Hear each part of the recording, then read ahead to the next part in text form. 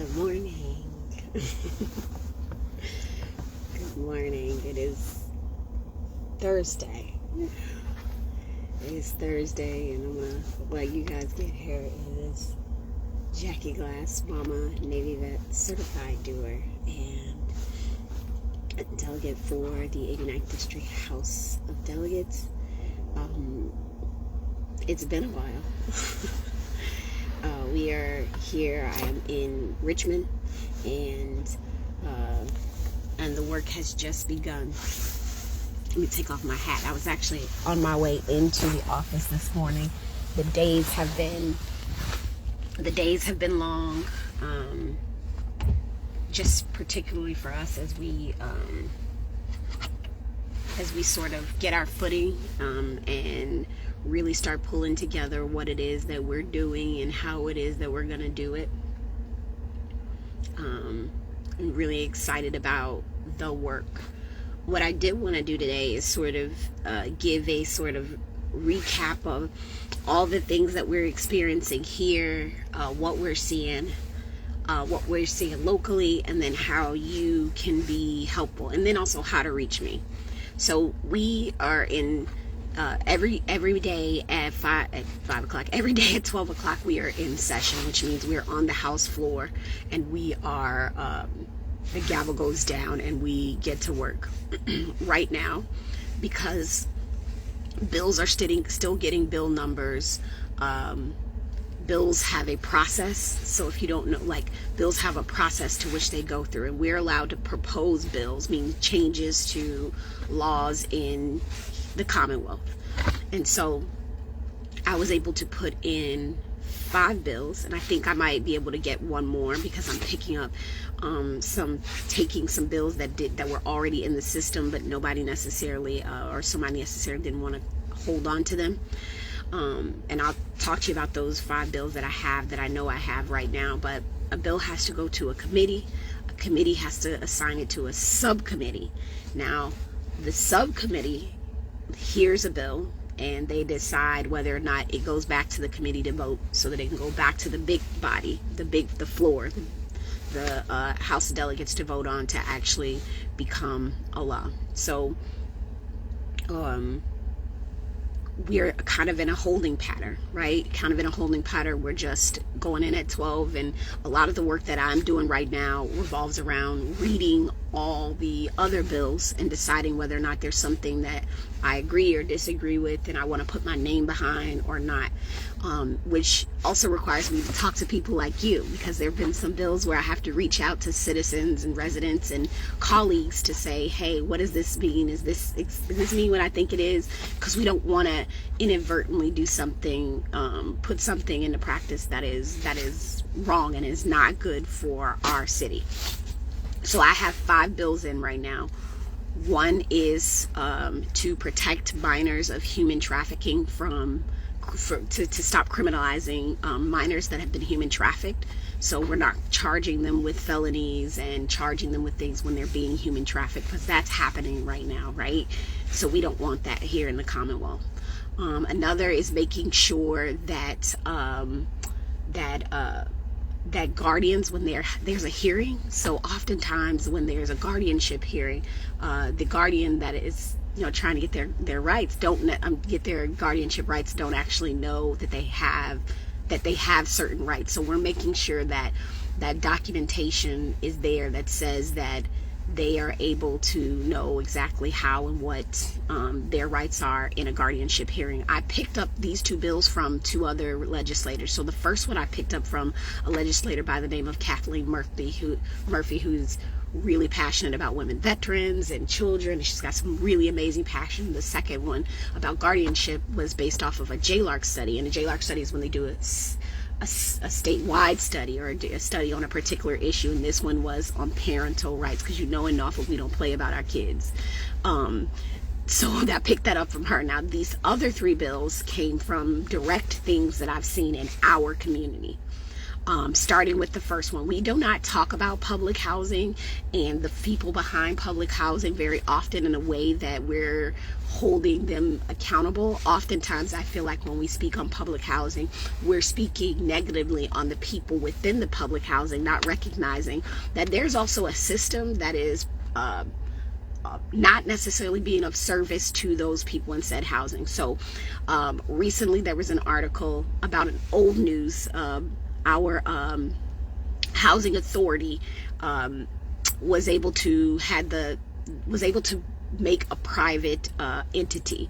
Now this was done for a good reason. It was a way to generate revenue, to be able to bring projects based off these things called new market tax credits. I don't want to get into weeds on that, but it was supposed to be able to build here in the city of Norfolk and do good things and solve good problems. It was built with the right intent. Now there's a backstory on why they were not able to invest the way they needed to. So that private entity that our NRHA housing authority had was called Hampton Roads Ventures. That private authority was getting these new market tax credits, but they were building in other places. So like they did things in Illinois and in California, and they went to all these other places. Now it wasn't nefariously done. It was done because in those spaces and places, people were ready to do projects, and some of the projects couldn't be done here. However, we needed to solve food issues here. So when the entity was no longer a service to us, we shouldn't have that private entity, because we're putting more out than we're getting in. So this bill says that if a locality convenes, a housing authority convenes that private entity, that said entity has to invest in the locality that they were convened in. Does that make sense? We're just saying, if we made you up, then you need to come help us in a meaningful way.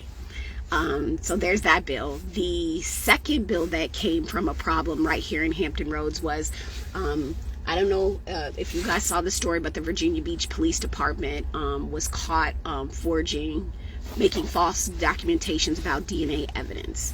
And that our Attorney General's office, it only got caught because a prosecutor called the medical examiner looking for a certified copy of a DNA report that did not exist. That's not cool. And so if it happened once, it makes me imagine how many times it's happened. Now, if you don't know this, police are allowed to lie during interrogation, right? They're allowed to lie. I'm not going to say we can't change that. That's just a statement of fact. But they should not be able to use props or things like that to really create a false narrative. So we're making it so. And if you watch The Wire, you'll understand even more. Thank you so much, Michael. I appreciate you. I do. Okay, you may not know, but do you know anyone carrying a bill this year to the old common law blocks labeled suicide? I do not know, but Michael, what I can do is I'm going to put my information here in the chat, and you can email my office and we will find out that answer. There are over 1,000 bills. So like, if we don't know, we can find it. We can find it and see if there is, but I hadn't heard anything about it. But just because I haven't heard it doesn't mean it's not there. Good morning. So that bill, and then the last bill was around policing. So what happens is there are drug busts that happen in communities, right? And oftentimes those busts create assets. So there's a forfeiture of asset, whether it's guns, money, whatever it is, cars, right? These forfeits of assets get divided up, and our police departments get to do what they do with the money. And what we are putting in, would like to put in there, is it said that for forfeit of assets, they can spend the money on bulletproof vests, and they can also reinvest into communities, right? So like, if you're pulling this, if you're pulling this money out of the community in a good way, right? And that said community is oftentimes the venue for characters to do their bad business, then we should reinvest in that community, because we know that, treating things like building a basketball court, housing, education, all these different things are more effective to lowering crime than prisons or police. So like allowing space for that. And I don't know how that bill's going to work out just yet, because they may already be able to do it by law, but we just need to make sure that it's being interpreted in the right way. And then I may have an environmental bill. Hey, Ebony, love you. But that's where we are. That's where I am. That's where we're waiting for all of those bills to get numbers. When they get numbers, then they'll go to, like I said earlier, they'll go to a committee and a subcommittee, and they may all die, right? Like what I mean by die is we are in a legislature right now where it is under Republican control, and there's a lot of tension. Right now, what we do know is that a lot of the bills coming from the Republican Party, and really, are guided by our governor, are to really kill workers' protections, get rid of prevailing wages. Gosh, the laundry list goes on. They're like, taking away all the good work that has happened. Our attorney general fired all of the civil rights attorneys, which speaks volumes. And so I said to the party last night, and I'm saying to you guys right now, the strength of us is going to come from us being really vigilant. I have 2 eyes, 2 ears, 1 mouth, right? And I need, as you guys are seeing things in the community, as we're sort of paying attention within our own, houses, our respective places, it's got to be a line of communication between me and you all, and then me and then the folks that I'm up here with, because we're not seeing and hearing it all. And in the sentiments in the community right now, like we are going back and forth over this mask thing, and it's true. Again, we don't play about our kids while all these other things are happening, right? The governor fired the whole parole board, which had its own set of challenges, but really thinking about what the implications of what this new world that we in have on criminal justice is not good, on education is not good, on worker protections is not good. It's a lot. There's a bill right now to make sure that people can carry guns in preschools. Can carry guns in preschool. What are we doing? So we've got to. There has to be a connection between what we do up here. We need you guys talking about the things, and I'll make sure I connect those dots. So how do we stay connected? There's a couple different ways. Today I will post all of my office information, but you can always email the office at Del, and it's DEL, because that stands for delegate, is short, J for Jackie, Glass at house.virginia.gov. Like, it's so important. It's so important. And now let's bring it down, right? That's where we are at the state level, and at the federal level. We see a lot happening with the infrastructure, ARPA money. I'm going to tell you this right now. If you guys didn't get a chance to watch the governor's address, he said they're going to take over $100 million worth of ARPA funds, right? And we will invest in police departments that are increasing their policing budgets. So only localities that are increasing their policing budget will receive money. I don't know if you know about our backyard, but we're hurting right now. Right, we don't have enough officers to answer all the calls. There's a lot going on, and I think as a community we can empathize with having to do more with less, even if it is our police officer who are also everyday people too, right? Like, it's a lot, but to say that we're going to use ARPA funds in that way, it's signaling to what we're in for. So I need you guys. All right.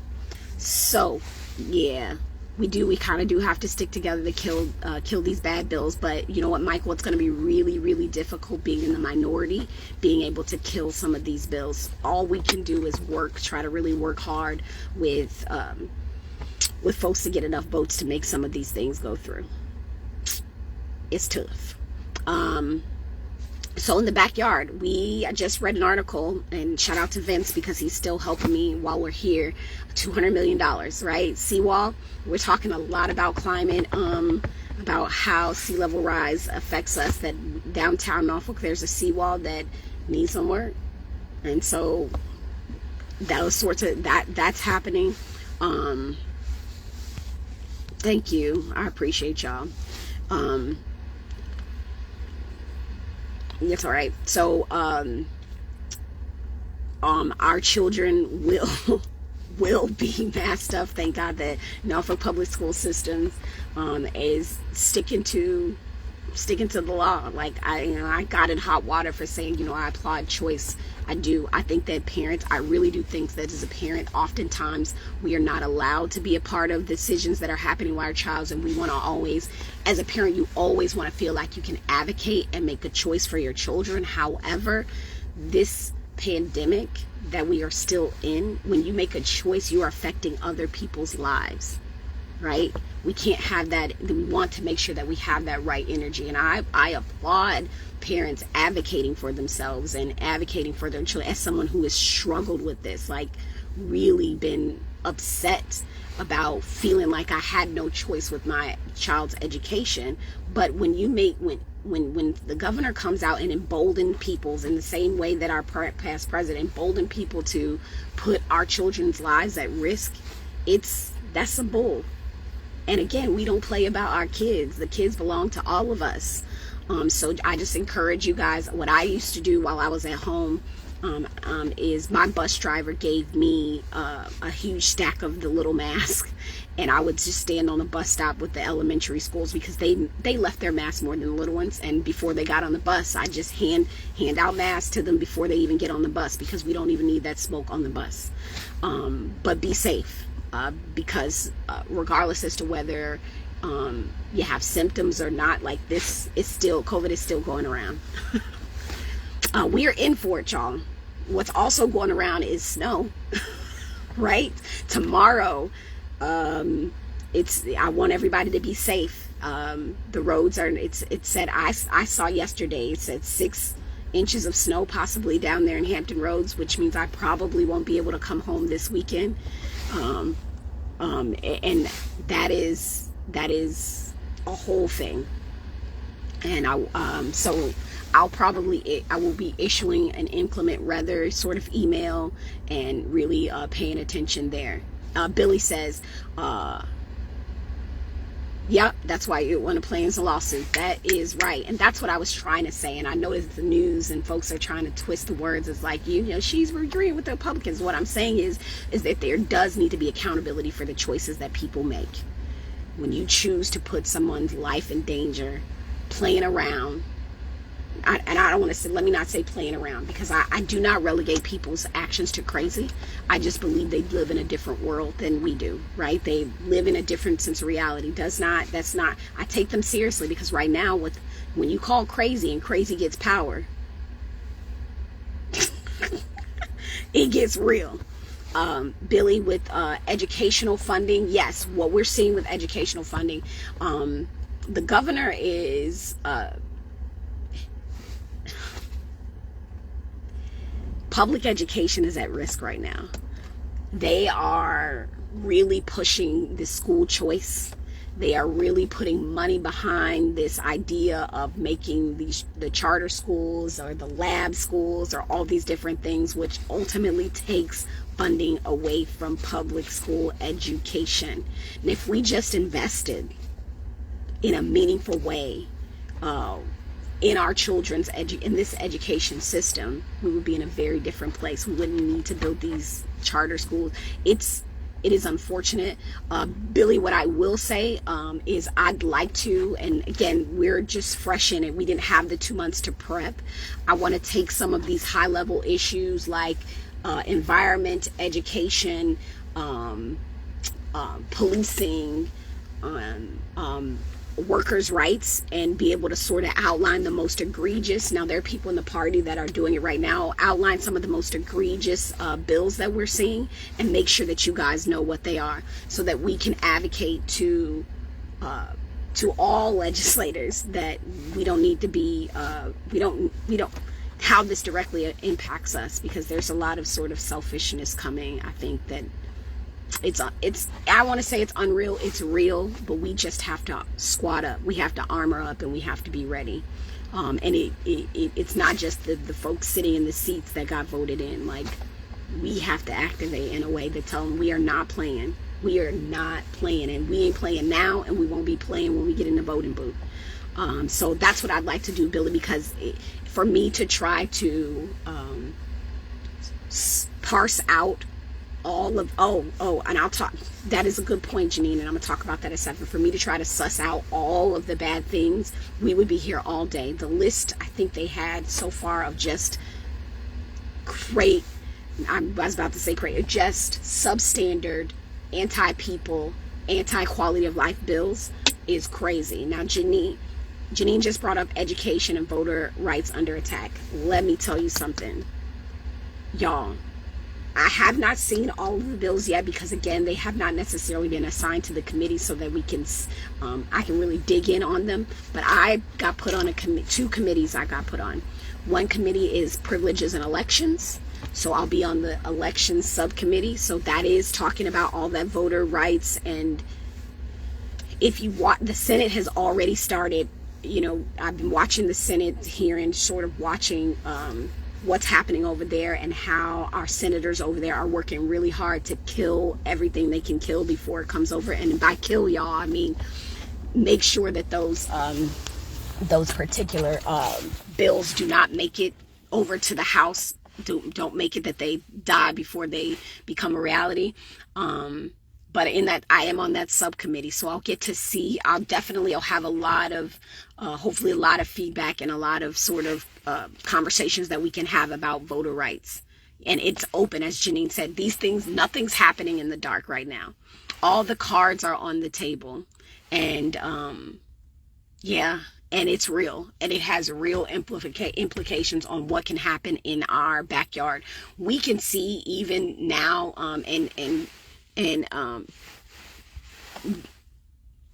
Jeannie's on here, that we can see the difference when like what's happening what was happening in Chesapeake with Mass, when versus what was happening in Norfolk too. It's good to know when our localities, and that's what's going to be important for you all, is that oftentimes when these bills get made, the localities have options. And so when these options come in as to whether the locality can opt in to do, they have leeway to do it. That's where you come in on the ground. And when bad things get through and there's an option, when localities have the option, it is going to be up to us to have our butts in seats, or fingers to the keyboard, or ears to phone, to our school boards and to our city councils on, yeah, this is coming down, it gets an option. We don't want it. We don't want it. Because we don't play that in Norfolk. We're not playing that. We are pro voting rights. We are pro public education. We are for our kids, right? We believe that village is a verb, and we are villaging every last person in the 89 in Norfolk. That's what we do. We're taking care of each other, and we're not going to let these entities do anything other than that. So this is the connection. While I don't get to talk and get really deep into the local stuff as much as I'd like to on here, or today I did not, if there's something happening locally, right, and you feel like, and you want to see if there's a tie to it, again, email me, Del J Glass, and it was put in the chat, deljglass@virginia.house.gov. Forgive me, I don't know my phone number by heart yet. Like, I'm still getting my office set up, so I will put all of my information on Facebook, on all the places, so that if you guys need to pick up the phone and get with the staff and say, hey, here's what's happening here, what does this look like? Great. And maybe sometime we'll do a little lesson on tracking bills, because that's a whole thing too. We're setting ourselves up to track how these bills are moving and how they're not moving, so that we can stay abreast. Billy says, yes, charter schools push focus. Yeah. He says, I see as a pending loss for our public school teachers, and may create a deep, dire problem for public schools. Great initiatives to drum up grassroots activism, engage. Absolutely. And that is what it's going to take. That is what it's going to take. The unfortunate thing that those of us that are most directly impacted or influenced by these things are just trying to live. Are just trying to live. I was appalled, and I don't even know if let me not even say that. I was reminded at the governor's address when he brought these two little black girls in a school that was in a school that was predominantly white, a charter school, Green Run lab or whatever it is, and talked about that school's connection to Green Run High School. But he brought these two, made it a point to bring these two little chocolate girls to show that there is diversity.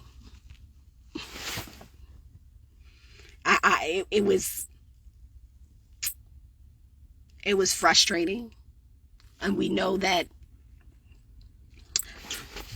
it was frustrating because, thank you, Benita. It was frustrating because, I went to a school when I was younger, and I think I've told this story. They painted a swastika on our house, and my mother had to get us up out of there. And for a while, we were unhoused, but she was still trying to send us to school, right? Because we were living in different places. The school system found out, right? And pretty much said that my brothers and sisters could no longer go to the school, but I could. And I believe that caused a rift with me and my siblings. Why could I still go to school, but they could not? And I'm just going to tell you, because I was the good Negro, right? I was a track, I was student council, I was I was their diversity hire in all the things. I was in Newberry Club. And so when we do this it hit me hard to see them do that to those children and for their parents. And my mom has often said to me, I thought that I was doing the right thing by putting you guys in this school system, and it was probably one of the worst things that I've done. It hurts. And so we cannot allow this governor, we cannot allow this administration to weaponize our children, to weaponize parenthood in a way that it causes a divide between us. Because yes, we should advocate for our children. Yes, we should make good choices for our children. But no, we shouldn't be with the bull. When you change out words, like when you say we are no longer going to use equity, we're going to use opportunity, you are speaking volumes. And that is what's happening. The language for the DE&I, they're taking out equity and they're putting opportunity. And we all know that opportunity is nothing without access. Nothing. So it's real. What's happening here is so real. And it's going to take all of us. It's going to take all of us, right? So, contextually, I'm going to get to work this morning. I'm actually getting choked up because I don't take lightly you all choosing to send me here for us, right? This is our job. We got to do a good job. We got to stay vigilant. And we got to work. Ultimately, even for me, in order for some of my bills to climb, you got to know how to work with people that you disagree with. If I learned anything over the past several days, is that a shared value that I think we have, whether people are Republicans or Democrats, is that we all have a deep gratitude, or let me not say all, the majority of us have a very deep gratitude for our support systems, and that is real. No one up here in Richmond sitting butts in seats could do this without support from someone. So I'm going to express gratitude to you. My husband is a G. I'm going to express gratitude to him. And I'm going to say, I'm going to need y'all. Stay peeled. I'm going to say my phone number out loud because Benita put it in the chat. So if you didn't get a chance to see it, where is it, Benita? Where did you put it? I just saw it. It is 804 698 1089. Now here's the cool part.